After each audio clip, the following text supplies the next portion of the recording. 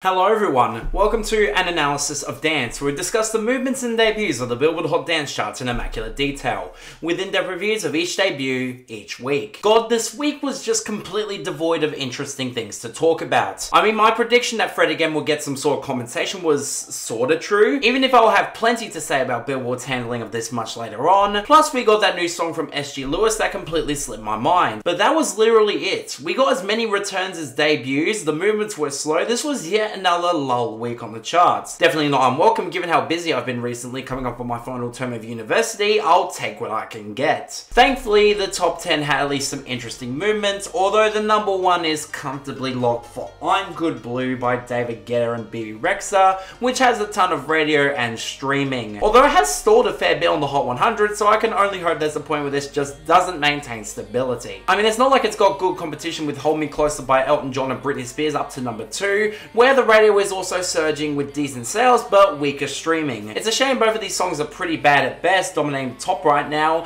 I would not complain if something else got here instead. But what's really interesting is Break My Soul by Beyonce down to number 3, where it's just absolutely free-falling on radio and streaming, collapsing over 10 spots on the Hot 100 and seeming to be on its way out really fast. I'm not about to complain there. What's not going out is Cold Heart P&A remix by Elton John and Dua Lipa up to number 4, where it seems to have just been maintaining residual radio support with okay streaming that's keeping this around longer than most people expected or wanted. I mean, it's neck and neck with Numb by Marshmello and Khalid at number 5, where the radio is great but sales are poor and streaming is only decent. It's gonna take its sweet time going down. On the opposite end, Bizarrap Music Sessions Volume 52 by Bizarrap and Quevedo at number 6 seems to have rebounded on streaming with considerable sales and continued radio growth. This one's interesting as it did return pretty modestly on the Hot 100, maybe it could challenge after all. I mean, I gotta hope so at least. Thankfully, that's not the case for Don't You Worry by the Black Eyed Peas, Shakira and David Guetta at number 7, where radio is finally throwing this out, and with no real support elsewhere, I don't see this lasting very long at this position. Thank fuck for that. What's more interesting comes with BOTA Baddest of Them All by Elisa Rose and Interplanetary Criminal up to number 8,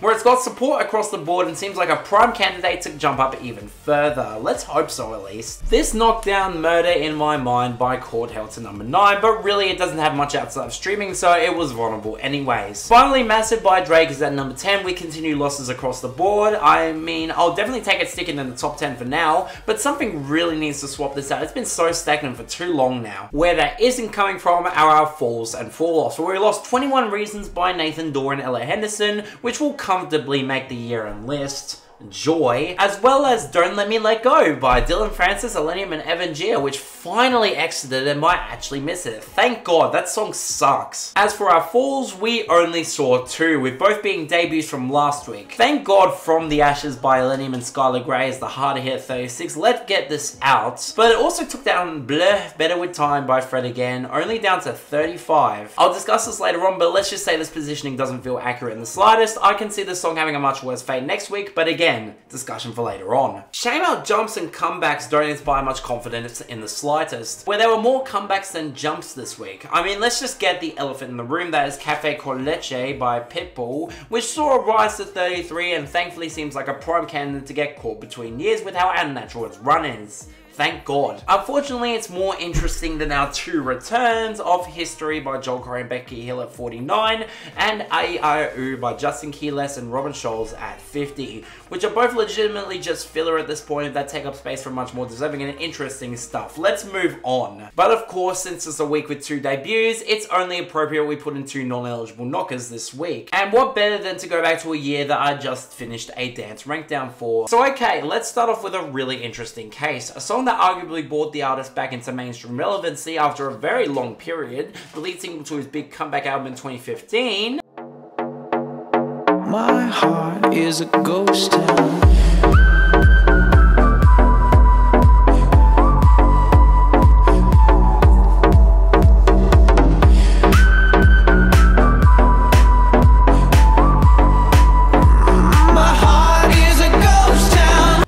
Songs I've covered, this is absolutely one that seems to have been forgotten by a lot of music listeners. I mean, it makes sense, this was a minor hit on the Hot 100 and one that didn't really have a sound that Adam Lambert stuck to down the road, plus his Queen inventor has been much more notable in the public eye, but that's a real shame, because I actually like this one quite a bit. It's more of a darker, deep house track with some really hard-hitting bassy synths against a really catchy whistle melody, and percussion that slowly gets more energetic as the drops go on. I also really like the imagery presented in both the sound and lyrics here, especially as Adam Lambert goes from his impressive lower range to belting that matches the progression really well. It's a dark and moody vibe he can pull off in his sleep. So yeah, shame this didn't really count as electronic. I'd take it over the title track from the original High that somehow got counted instead. This is really damn good. And from that we transition smoothly from a dark brooding house cut to one of the most gorgeous songs to chart on the Hot 100 in 2015. A collab between a producer with an established hit and one of the most legendary names in pop and R&B, where the fact this didn't chart on the dance charts just makes no goddamn sense.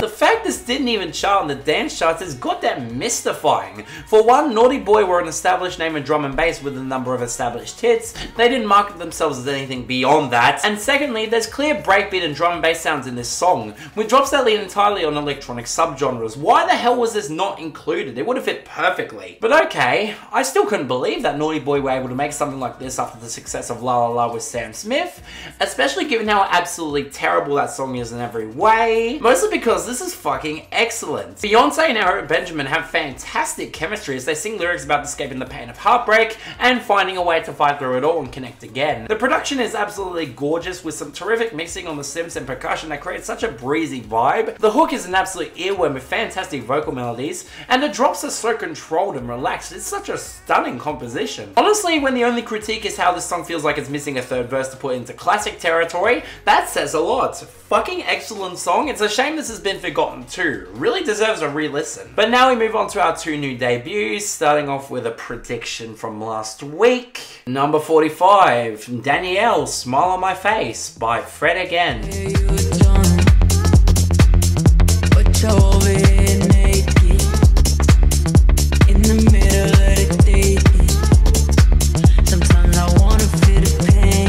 Wonder why I'm always so goddamn annoyed at Billboard's lack of care for their genre charts and general incompetency. It's shit like this. On the surface, yes, it's clear they actually allowed Fred Again's big lead single to finally chart. They technically gave him a fair chance by giving both songs on the positions. But look further into this and you realize how they both fucked their credibility and the song over time. For starters, let's look at how low this debuted. You'd expect that kind of positioning from a song falling off its debut, not one of Fred Again's most streamed songs that has more streams than goddamn Millennium's bid single from last week. I'll say it again. It's almost as if they intentionally put the wrong title for the debut last week.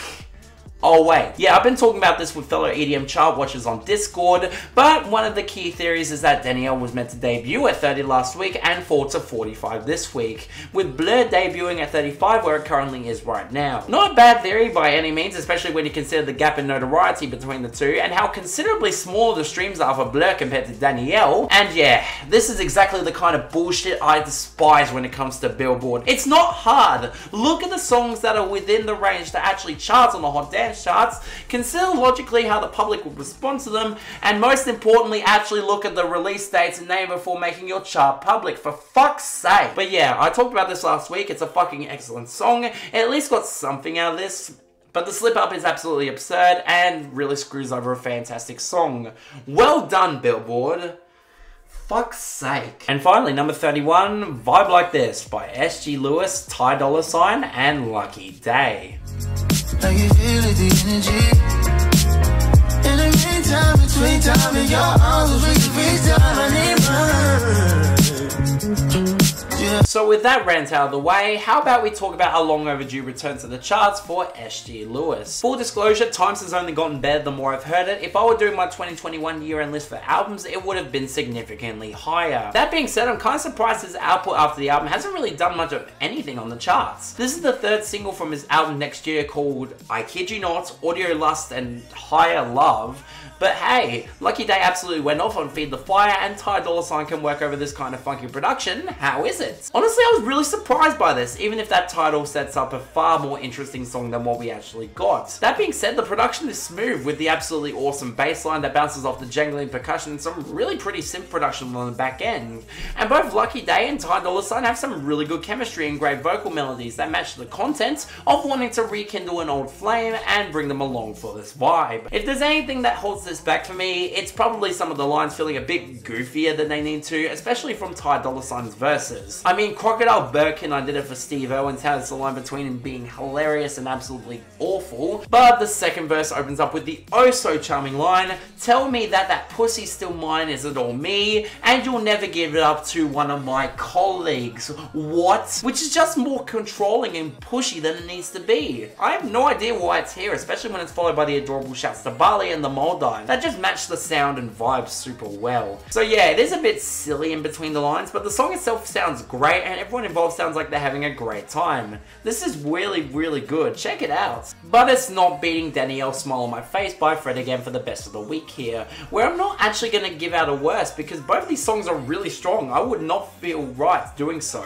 Next week, there is a couple of big singles from all over the map that I'm aware of, but otherwise it just feels like we're settling into the last few weeks of the 2022 Billboard year. We'll just have to wait and see. But yeah, that's all for this episode of an analysis of dance. See you next time.